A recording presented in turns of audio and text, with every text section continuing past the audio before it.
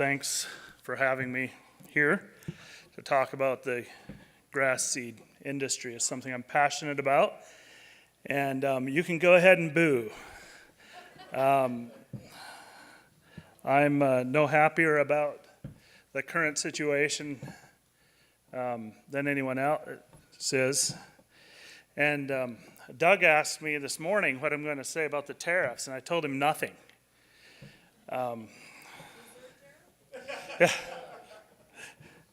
Well, anyway, so there will be probably some comments as we go.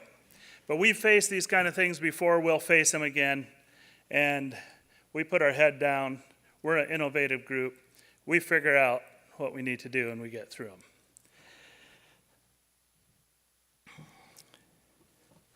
So Smith Seed Services is a bit of an introduction. The owners are partners, a Schrock and a Zare, obviously not a Smith. So where did Smith come from? Well, after World War II, George Smith converted his dairy farm into a seed cleaning warehouse because he was smarter than a lot of dairy farmers and figured out earlier that there's more money in seed than dairy farming. And he started in I don't have a pointer on, but if way over in the far left, or one of those buildings is sort of part of the original that he converted. The current owners bought it. They were working for him, bought it in 1976. And when I started working there in 1995, all the flat roofs on the right and in the back were added since I started in 1995. So I've had the privilege of growing with the company there. Maybe just a quick interesting story about how I got there. I actually was a school teacher, and I came to Oregon to teach school. I was teaching the boss's kids and needed some summer work. And so I went and started there, and was actually completely different than seed. I was the IT manager for quite a few years there. And but eventually the next generation took over. So now my bosses are my former students.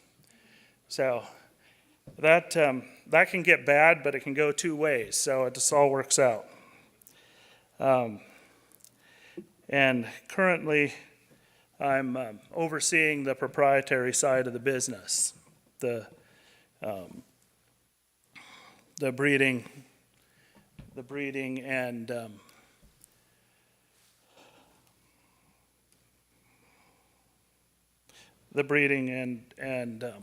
production, marketing, and sales.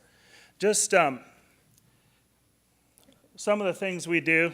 We're not going to go into any of it in detail. Of course, it was seed production. It was based I started with a grower base. That's where Smith Seed started out. We had a large grower base, and then the seed processing came with that. We started blending or cleaning, did a lot of shipping, have a fleet of trucks. The international side, we shipped to over 40 different countries. And we produce seed around the world as well. And we import seed that's not grown in the U.S. as well as supplement some of our products. And we do contract production. Of course, that came more with our proprietary lines later.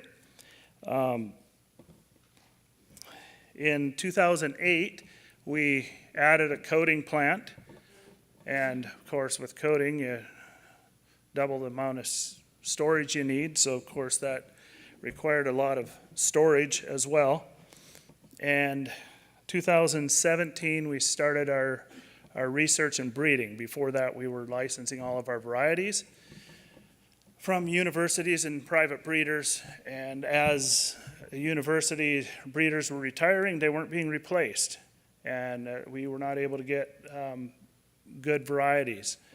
And thankfully we were able to hire a good breeder that put in a we're going on 8 years now, and so it's really just in its infancy, but we do have a couple varieties out of the program now, and should have more coming soon.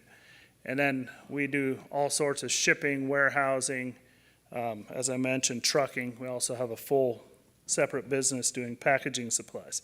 We say our tagline is service is our last name, but our first priority. And so that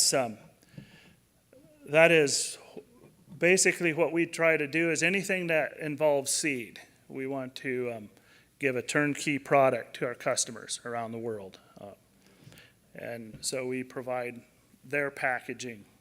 You don't see Smith Seed on the name on a shelf very many places in the world because we're mostly doing private labeling and labeling for other companies. So when we think about turf in the forage seed market, what are the primary influences that affect the market? Well, first of all, we think of obviously production. Where is seed produced? I know this is a seed production area here for the creeping red fescue, which we rely on and have benefited over the years. We are a large, if you know the Willamette Valley, you know we are a large grass seed production area. And because it was such a primary for many years, I think there's growers there that think they're still the only grass seed production in the world. But the fact is seed, it's a global market. We'll look at that. Another thing is current stock levels. You know, we talk about carryover seed or inventory. And that is something we didn't hear near as much about 5 years ago or 6 years ago when money was cheap and storage apparently was cheaper as well. But money isn't cheap anymore, and that affects everybody. And so we don't just worry about losing germ in our stocks. We're losing 10% a year if we do reasonable math. Weather, and that is both in the production and in the usage areas. You know how weather affects planting, I'm sure, and production. For example, right now, Australia's had a drought. New Zealand, too much rain. And that affects how we are going to be facing the markets in the next year. I think we'll get into that more later. World economy and political events. And we know, we think of right now, these tariffs, they're going to be a big deal if they don't get canceled. We're all hoping and praying. But if it actually takes effect, it's going to be a big deal and change the way we do business. We currently have seed in Canada that's going to have to find other markets if as much as we can, if that takes the place. But there's other events. Every war, strikes at ports, and of course, Argentina was a big problem when their currency devalued to practically nothing. Country laws and regulations. This is something we face all the time in our international trade. Things can be working good today and suddenly they stop because they decide, basically, generally it's not a change of the rules, it's a reinterpretation of the rules. Rules are on the books and somebody comes in, gets a new position in government and reinterprets the rules and it stops business. It can stop it solidly and fast. Just one example of that is we were developing a fairly good annual ryegrass business to India. And we thought it was going to be the new China. We were developing it. It was probably 10% of the China market. And they suddenly decided that it was a prohibited item. They did not have phytosanitary rules that would allow it. So we went to push, of course, to get it defined how we can import it. Well, they came back and listed annual ryegrass as a prohibited weed. And so we had a fair amount, significant amount of annual ryegrass in our warehouse that was ready for India, but we had to find another home. Thankfully, there were other countries with droughts that helped us out. Buyer attitude, and I think actually this might be the very single biggest factor. It seems like on all levels, attitude is what makes a sale. And when, like currently, when people are worried sometimes about prices going down, it makes it difficult to sell seed. When people are worried about a tariff coming and they're going to pay 25% more for seed, you buy all you can quickly. There are things like that affect it like that. And then we have market trends, and we're going to be looking some at those, and sales. We're going to be looking at some positive and negative market trends. We live in a global market, like I said, and the thing is, we have the same thing there. I know we're in creeping red fescue country, and you cannot, I'm confident you cannot use all the creeping red fescue you can grow. And so we depend on others. We depend on trade. And trade is very important to us. In fact, we haven't considered Canada the 51st state, but we do consider it part of our domestic business model. We consider it part of our American trade as a very important partner.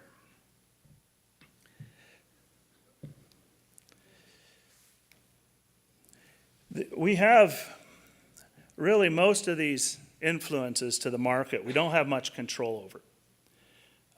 What we do have limited control over, at least, is the production, the current stock levels, and the sales. And the rest of it, I think we should be thinking about, we should be researching, it should be influencing our decisions, but we probably should be concentrating on what we can do something about and making some adjustments as needed. I think of it as riding a bike. And most of us learned to ride a bike when we were so young that we don't even actually know how we do it. But whenever you turn a bike, first you turn the opposite direction a little bit. You turn the opposite direction and then follow it through. And if you want to look up on YouTube, there's some hilarious videos on how they've switched those bikes so it actually turns the way you turn. And you have crashes. And the tendency for us when there's a market shift is to just go with it. And when you have everybody going with it, you make disasters sometimes. And we can go back to 2020, and we think we'd like to quit talking about COVID. But unfortunately, we have some charts today, and it's still on the charts, okay? And we're still being affected by it. But if you go back to 2020, in March of 2020, when we thought we were out of toilet paper, we all know that the world wasn't out of toilet paper. It was just in the wrong basements. And that's actually what's affected a lot of the supply and demand. But we all felt like the seed industry was short. It was not as short as these charts are going to show. That's what traded. That's what was the demand, because everybody wanted to make sure they had enough to sell in the whole chain. And that made a false shortage. And then we are paying for it. We still have some paying to do, I think. So what I did on these charts, the numbers here are all percentages. I didn't want to use pounds because every time I see pounds, I know they're inaccurate. The percentages might be too because they're based on the pounds, but at least we have a trend. So I have production and sales, and the production is organ production. I want to be clear about that. Sales is, I used Smith seed sales on what we had enough product that I felt comfortable that it's a fair trend. We're not primary in everything. And so I used some, got some neighbors to help with some of the data that we're not primary in. But this gives some general trends. And the thing that I want to just remember, going back to on the adjustment, where we need to adjust, as we can see, we have sharp curves. And sharp curves are sharp changes. Sharp changes represent pain, whether you're going up or down. I have learned how to lose money going both ways. It's you can never get that thing right. So where you really make your money is in your steady movement. But we can't ignore the data either. In fact, we just need to be, if we overact as a group, it's a problem. But we need to be intentional about solving tomorrow's problems. And if we're not intentional about solving tomorrow's problems, we're creating them. And that's what I tell the trade group sometimes, is that what we're working at is creating tomorrow's problems. So I'm going to go through some of the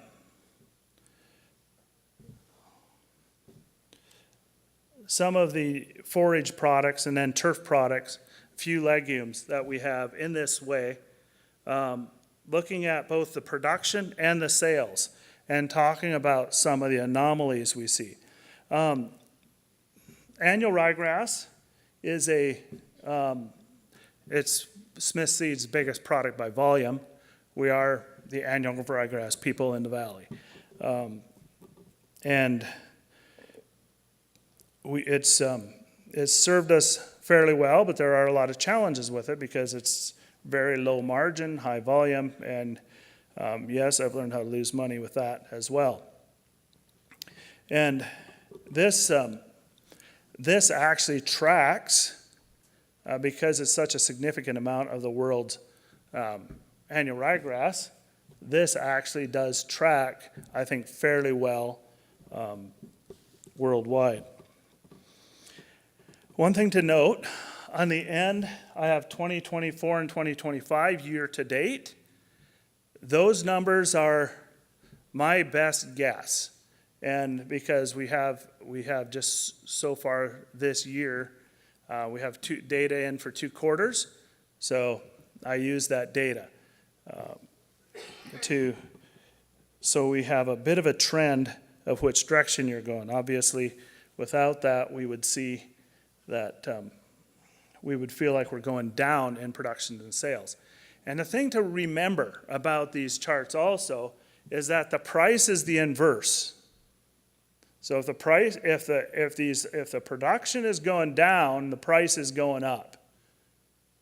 And so that's the thing to remember. So as in the last year, the price has actually gone down. It actually feels fairly stable at the moment. However, there are some challenges we're facing. We had more production this past year, and sales have been excellent so far. Our normal China business is still left, and it seems like that it's going to be somewhat less than they normally take. Partly because they're buying cheap, anything they can cheap, annual ryegrass, tall fescue, creeping red fescue, any of those. A lot of that's roadside business. They just put whatever's cheap on the roadside, and if they can get perennial crops at annual ryegrass prices, of course they'll do it. 2025 crop, so this is up through 2024 crop. 2025 crop is looking similar. The outlook is fairly good overall. We do have some damage in our fields currently, some slug, some rodent damage, possibly not enough. One thing to note in annual ryegrass, and you're going to probably hear this from me repeatedly today, is that one thing we're seeing, a trend we're seeing, is that VNS and public varieties, like golf, are getting more and more difficult to move. It's just there's not a home for them. And some of the homes we've depended on in the past just aren't there, and it keeps getting reduced. It's not saying there's no home for them, but it's getting reduced and it's getting pinched. And so right now we have plenty of VNS seed, but we're in balance on the proprietaries of annual ryegrass specifically. Forage perennial. Historically, and these numbers are a bit interesting and don't make any sense for a reason we'll get to a little later. Historically, we have imported quite a bit of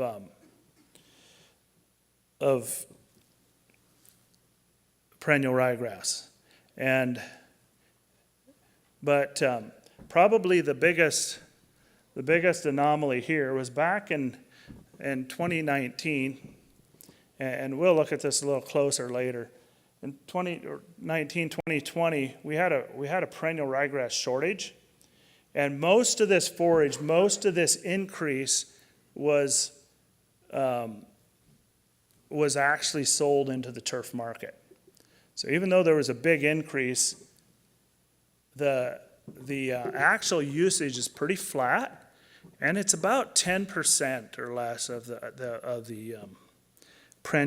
turf perennial usage. So even though it looks like we're way under production, and this chart, there is plenty of perennial ryegrass, and New Zealand's Nui kind of drives that market, and they've had sufficient. They've been selling it cheap. And it, of course, affects everything.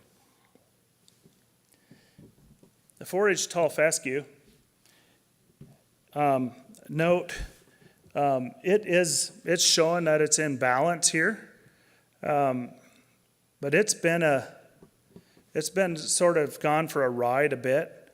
The production is actually off. If you note, we're at about 25% below normal, below the 10-year normal. So although we feel like we're in balance right now, markets are about right, they're at a low level and a too low of a level.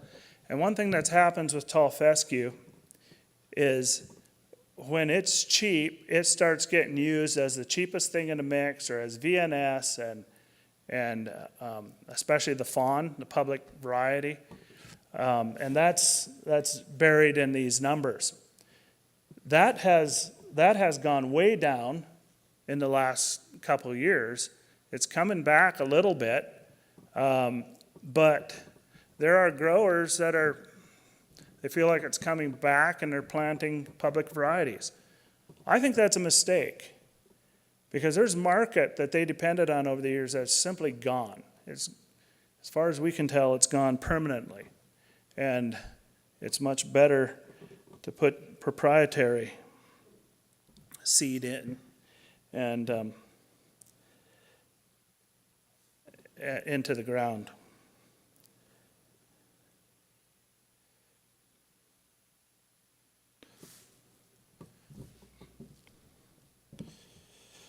Orchard grass is another one that's interesting. We've been losing production of it for several years, as you can see here, and now the last couple of years our production kept going down.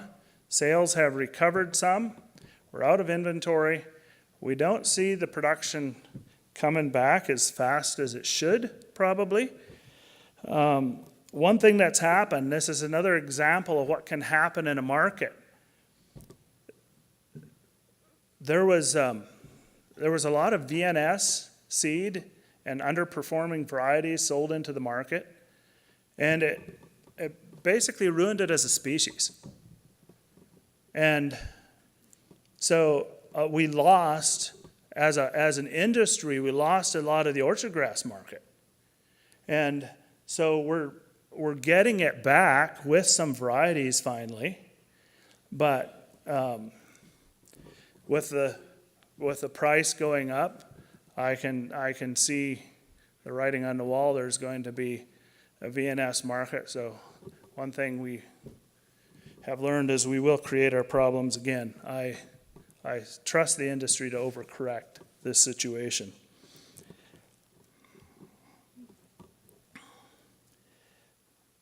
Going on to, this is total turf grass now, and it looks much more chaotic as a whole than the forage does. And note that, well, it looks like, oh, maybe it's finally coming into balance. Well, one thing I don't have on these charts, and I probably should have tried to figure it out, but I don't know of any way to figure it out, because we all tell each other stories in the industry, and I don't know how much inventory there is. And that's a big concern. There is a lot of inventory. So even though production and sales seems to be coming into balance, we have a long ways to go on the inventory. And that's especially on tall fescue. You know, balancing the budget doesn't take care of the national debt. And well, maybe that doesn't make sense to Canadians, but in the U.S. it does. But so just because production and sales are finally getting into balance, we're getting into a hopeful situation, especially on some products, but we have a long ways to go. And another thing that happens is with this is there's more production all over, which is a good thing. There's reasons for that, but it is harder to get a handle on it. First thing we'll look at is perennial ryegrass, and this is a great example of it. Back in 2018-19, we had a problem. We had production going down. All of a sudden, sales shot up and way above production. And the next year, the whole world tried to solve those production problems. Note that Oregon production did not go up, but our sales went way up. Well, how did that happen? It's because we had production of perennial ryegrass, actually a small portion of very close on perennial ryegrass. And this is just, I don't have a pointer, but that high peak there this is overlaying the forage on the perennial just to show that what I was talking about earlier, that forage went into the turf market. That is not an actual increase in forage. The problem was too many growers concluded that there was a forage market and produced more forage that we're still looking at than, we fixed our own problem again. So turf tall fescue is an interesting one.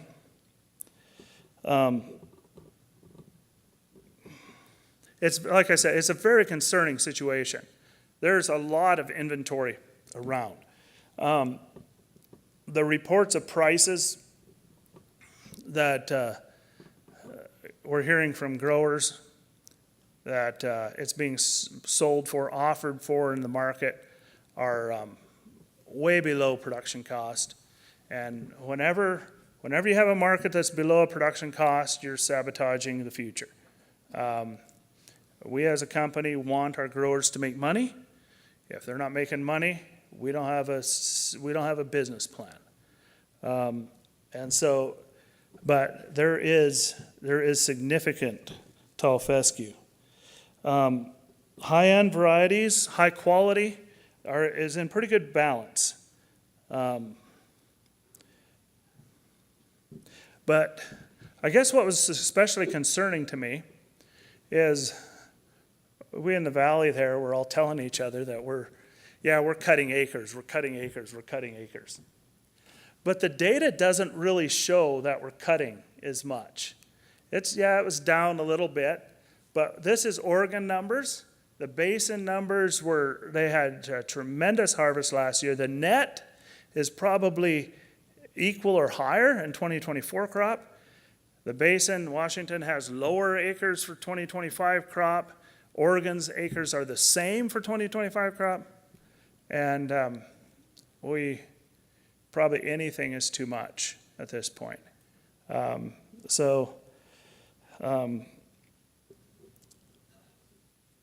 of course, once we get into this turf, when you think about it, every component affects each other, because 50% of the turf market goes into the home sector, and those mixes are very flexible, whatever's cheapest. So tall fescue is preferred. Tall fescue doesn't mix as much as the others. We have to bring in K31.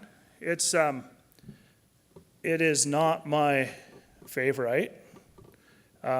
It is, and partly because nobody knows what it is. Even though it's about 100 years old, it's been 100 years of blending anything into anything, and it is not really a variety, in my opinion. But it still has a great following. I could tell you a few stories about that.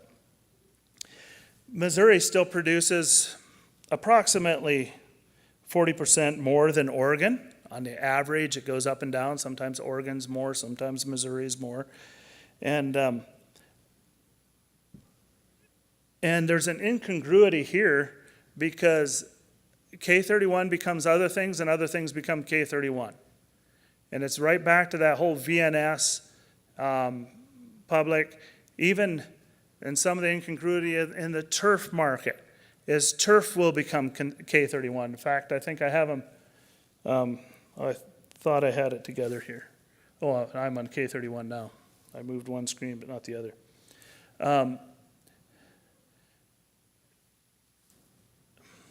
As you see, they kind of follow each other, but when there's those bumps in there, they end up, and historically, they fixed each other's problems.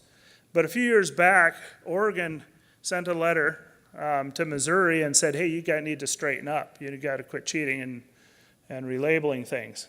And Missouri was smart enough to send a letter back to Oregon and say, hey, you guys need to quit relabeling things. And it created a big investigation. And now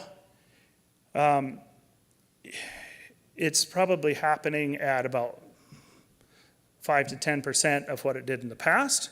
So they took care of most of the problem, but it is still happening. And K31 market is currently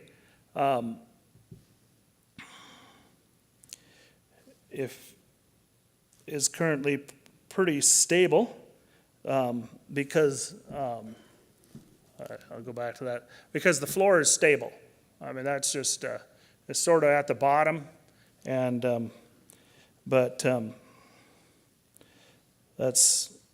it does. The question is always, does more K31 go for forage or turf? Indications are that it follows the turf market closer than the forage market. Creeping red fescue.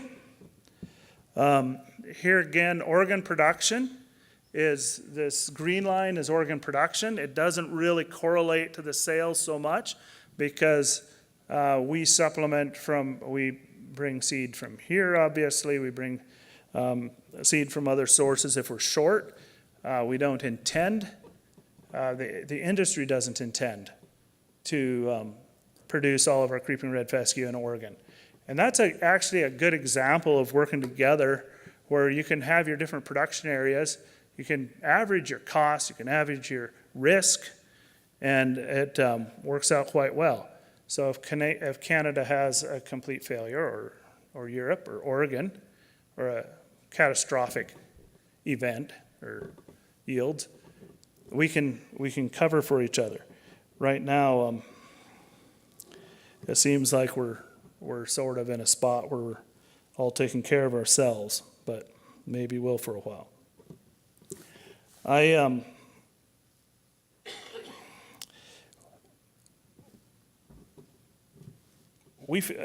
my opinion, creeping red fescue is actually very close to in balance in the United States. I don't think that's necessarily the case everywhere. It feels that way. It feels pretty solid. We don't feel pressure from the seed inventory in creeping red fescue right now. But it does have a shelf life if it's the first to go down in germ in our country. I know you can store it better here than we can. I realized just before the conference, just before coming up, that I missed Kentucky bluegrass, completely missed it. We're not in the production area. We do trade a fair amount, but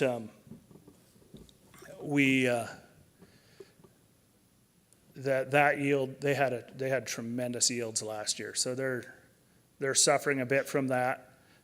Acres are way down. They'll adjust that.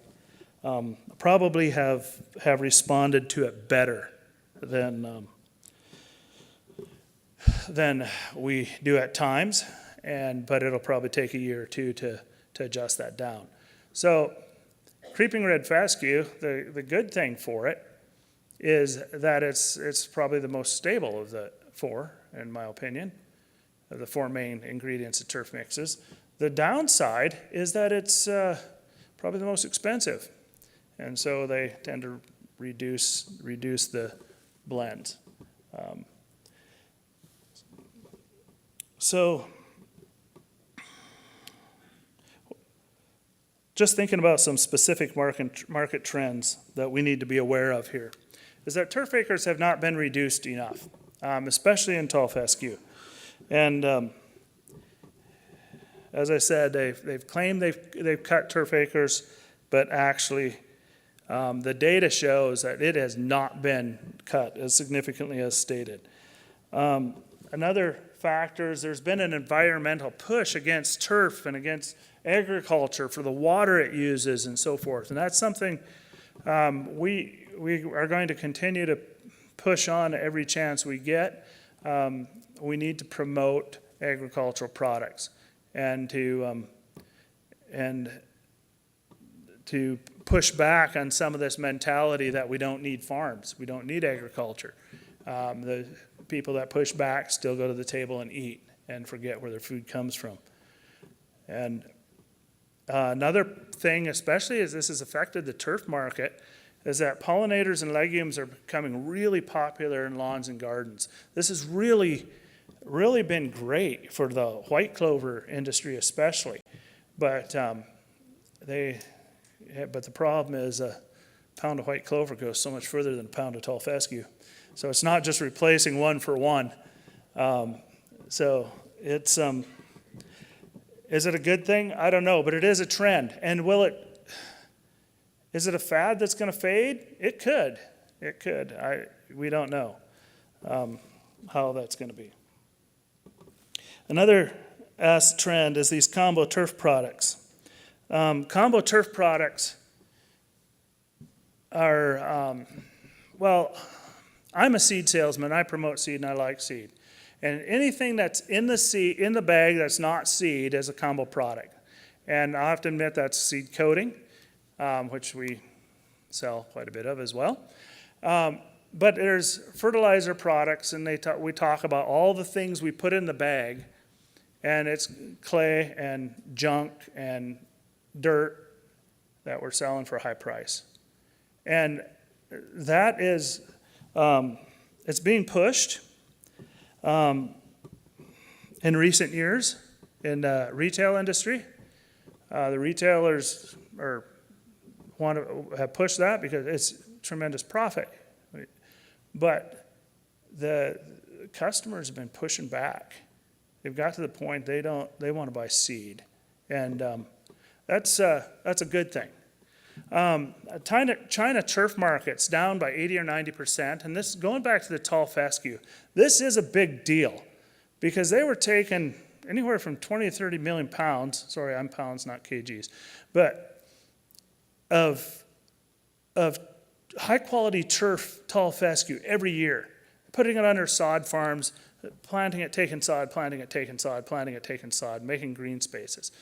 Well, over COVID, the government decided that they needed food security and just demanded they shut down all the sod farms. And so they're 10 to 20% of what they used to. And every one of us would like to get that business. And growers are still growing uncontracted seed to try to fill that business. And so there's probably several years worth of seed that was intended for that sitting. And finally, there's a diminishing demand worldwide for common or VNS seed. And I would like to touch the legumes a little bit here. This is just sales. This isn't production. We have white clover and red clover. We see some volatility there. I don't want to take a bunch of Jerome's time, so I'll try to hurry through here. But the white clover we had a really high price. I know Canada imported a lot in the last year. Good on you. Smith Seed did as well because we could import it cheaper than we could buy from our local growers. But things are coming into balance again. Now New Zealand's having a poor crop, and I think it will be stable. Red clover, we had a decent crop last year. It's basically sold out, but there are a lot of acres in the ground for next year. So expect that to be overcorrected. So then one thing that's been really trending, and as you can see, this is mostly up. We have crimson clover, other annual clovers like Balanza, Berseem, for examples, and vetch. And cover crops and legumes have been a great thing the last few years. They're continuing to grow. Crimson dipped because of supply last year, or year before last, actually. And we imported some to cover that. But because of nitrogen fixation, I saw your tagline on your agenda today, improving your soil and your bottom line. And that seems to be the mentality in the agricultural world, and it's really benefited us. And we see cover crops is now going beyond the government programs. Growers are addicted to it. They're wanting it. And there's dual cropping. They're doing forage and cover crops where they're getting both benefits from it. And it's really been a positive thing. It's just some tailwinds, some things that are in our favor. Distributor and retail stock levels are low. We're looking for at least a decent spring, hopefully a better than average spring, but at least an average spring helps. There's a lot of damage that needs planted. We have seed available, and prices are advantageous to the buyer. Some of the headwinds we're facing is there's drama with the current administration, and that isn't just tariffs. There's other things that are affecting that. It brings uncertainty. People have less disposable income. It's affecting us. There's lower margins, and that's the whole way through the industry. And People are doing hand-to-mouth inventory. They don't want to buy ahead. They're afraid the price will go down. And then because of that, people are concentrated on the current instead of long-term goals. And that actually spans across the industry. It seems like we've kind of gone into a bit of survival mode, and we need to look beyond. So just a few things. What should we do? My advice is produce high-quality seed. Can't be replaced. Diversify. We're seeing more and more need. Just seems like everything takes its cycle.